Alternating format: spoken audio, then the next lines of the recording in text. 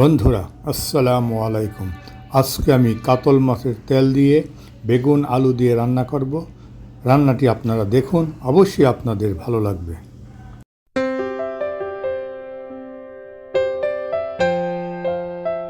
তেলটা আমি পরিষ্কার করে রেখেছি, অন্যদিকে বেগুন আলু কেটে রেখেছি।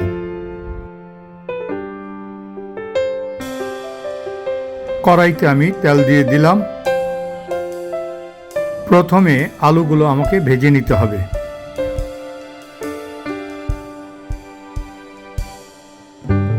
সামান্য একটু লবণ দিয়ে দিলাম।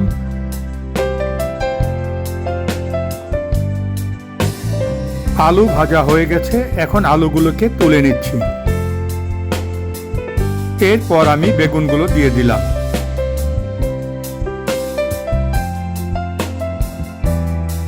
বেগুনেও সামান্য লবণ দিয়ে দিলাম।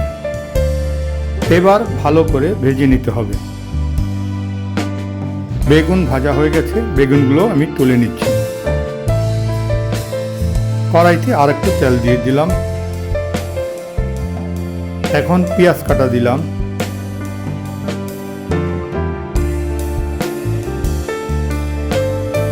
তারপর কাটা রসুন দিলাম ও কয়েক টুকরা কাঁচামরিচ দিয়ে দিলাম। এখন একটু ভালো করে ভেজে নিই। এখন মাছের তেল দিয়ে দিলাম। তেলের সাথে মশলাটা একটু ভালো করে মিশিয়ে নিচ্ছি।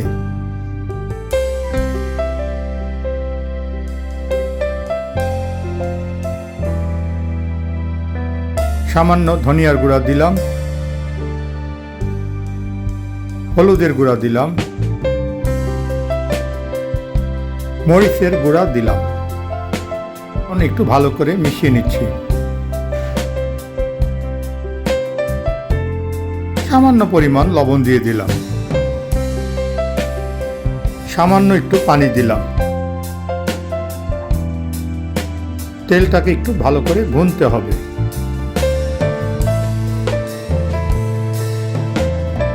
এখন আমি ভাজা আলু এবং ভাজা বেগুন দিয়ে দিচ্ছি। ভালো করে আলু বেগুন তেলের সাথে মিশিয়ে দিলাম।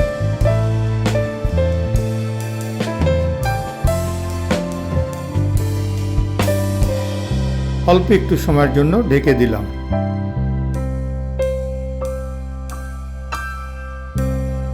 সব শেষে কিছু ধনিয়া পাতা উপর দিয়ে ছিটিয়ে দিলাম। হয়ে গেল কাতল মাছের তেল রান্না। বন্ধুরা, ভিডিওটি যদি আপনাদের পছন্দ হয় তবে অবশ্যই লাইক, শেয়ার এবং কমেন্টস করতে ভুলবেন না। ভিডিওটি দেখার জন্য অসংখ্য ধন্যবাদ।